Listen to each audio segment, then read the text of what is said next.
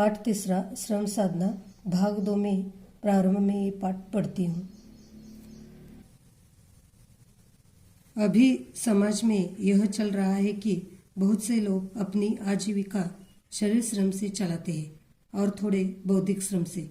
जिनके पास संपत्ति अधिक है वे आराम में रहते हैं। अनेक लोगों में श्रम करने की आदत भी नहीं है। इस दशा में उक्त नियम का अमल होना दूर की बात है। फिर भी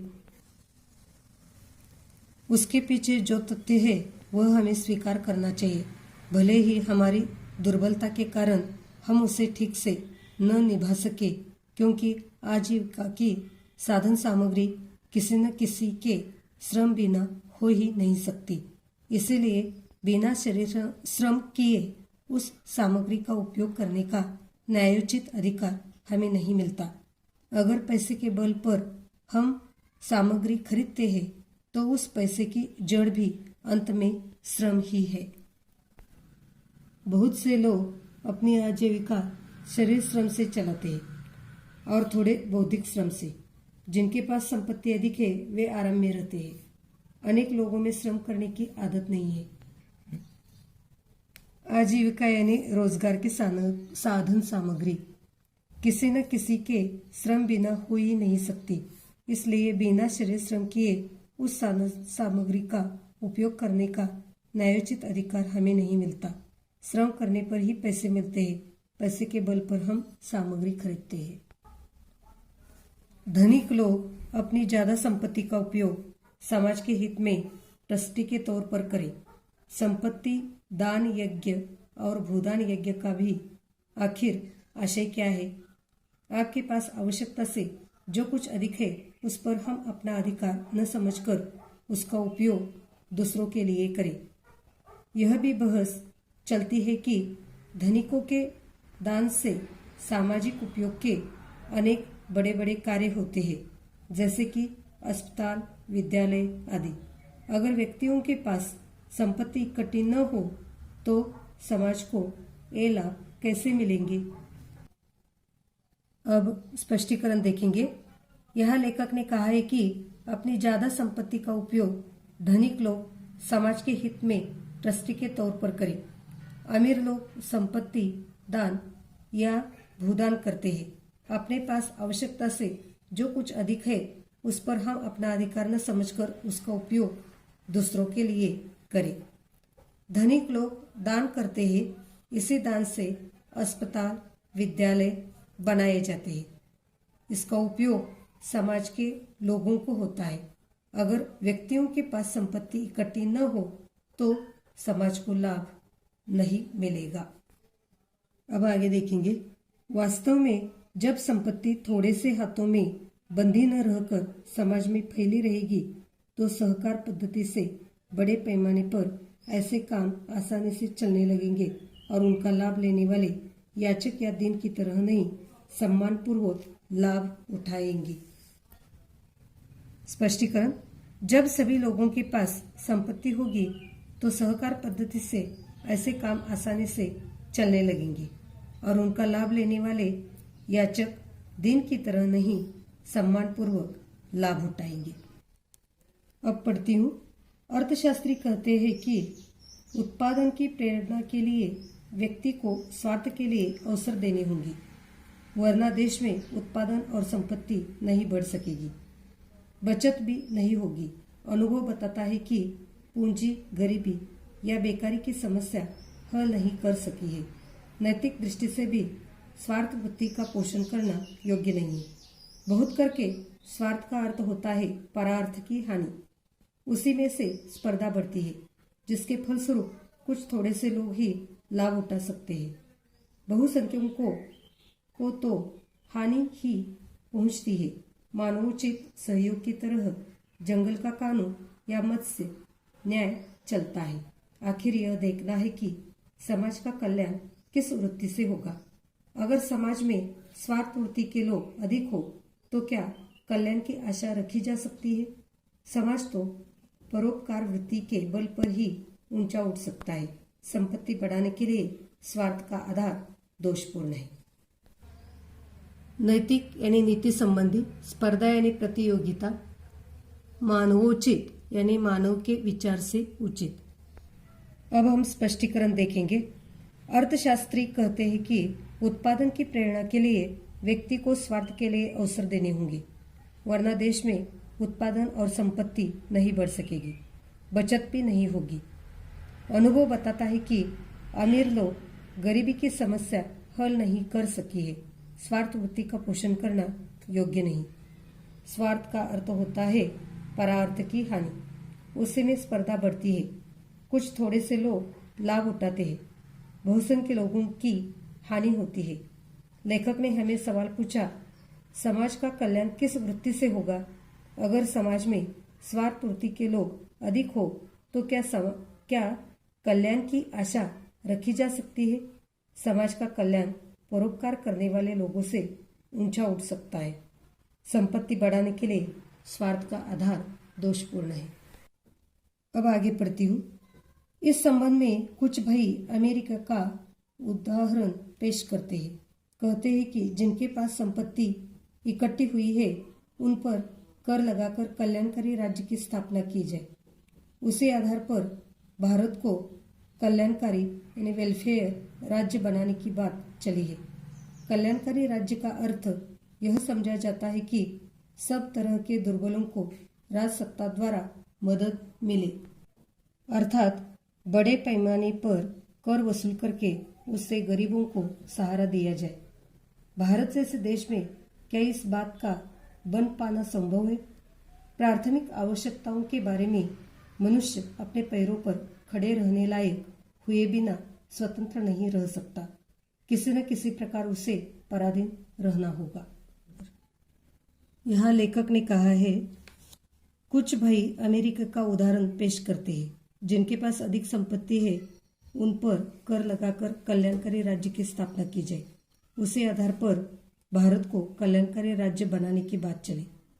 कल्याणकारी राज्य का अर्थ है दुर्बलों को राज सत्ता द्वारा मदद मिले, कर वसूल करके उससे गरीबों को मदद करे। अब हम आगे देखते हैं।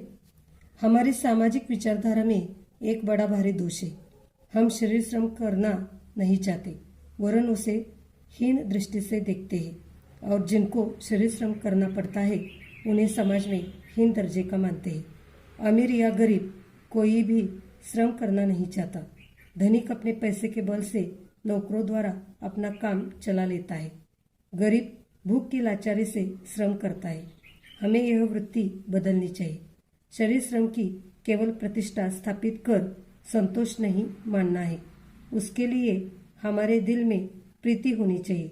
आज श्रमिक भी कर्तव्य परायण नहीं रहा है। श्रम की प्रतिष्ठा बढ़ाना उसी के हाथ है जिस श्रम में समाज को जिंदा रखने की क्षमता है।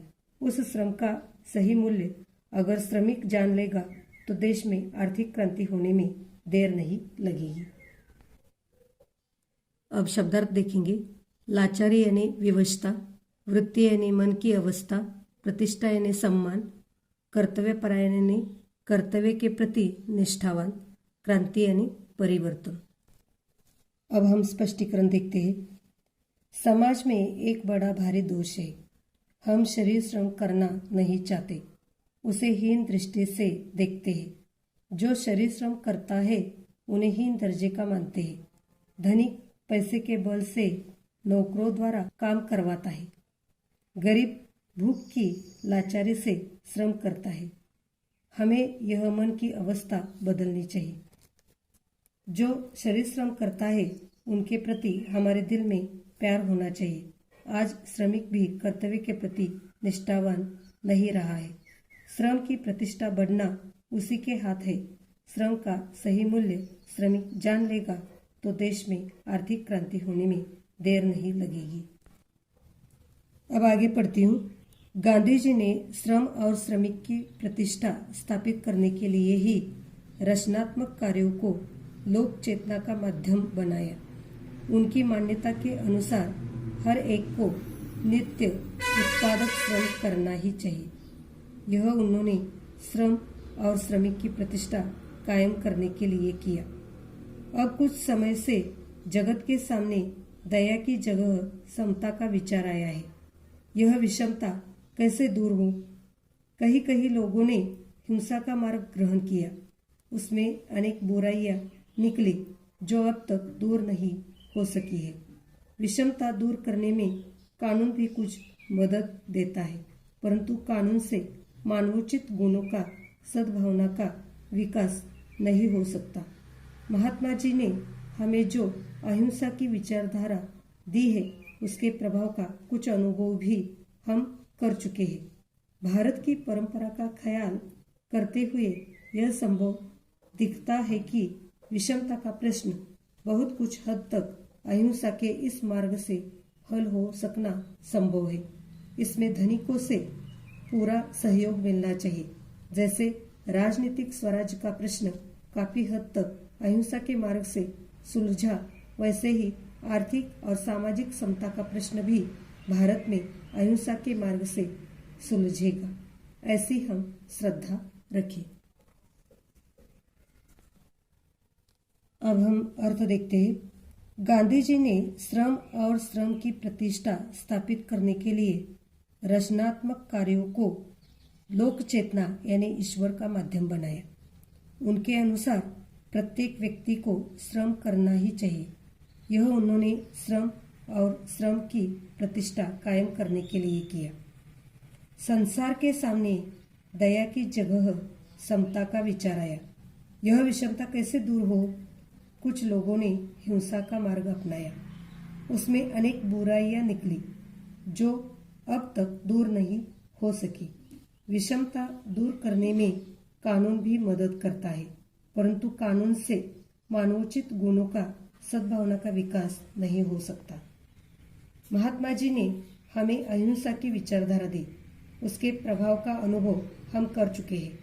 विषमता का प्रश्न कुछ हद तक अहिंसा के इस मार्ग से हल हो सकना संभव है। इसमें धनिकों का सहयोग मिलना चाहिए।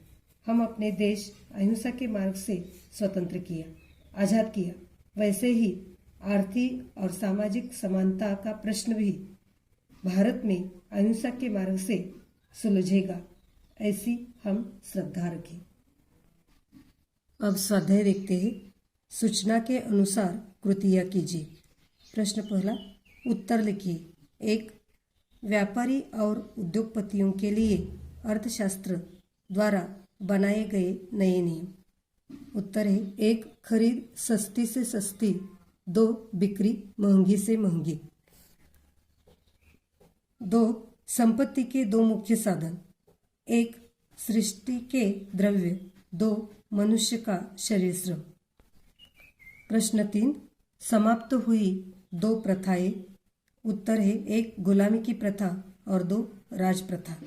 चौथा प्रश्न, कल्याणकारी राज्य का अर्थ। उत्तर है सब तरह के दुर्बलों को राजसत्ता द्वारा मदद दिया जाना। प्रश्न 2, कृति पूर्ण कीजिए।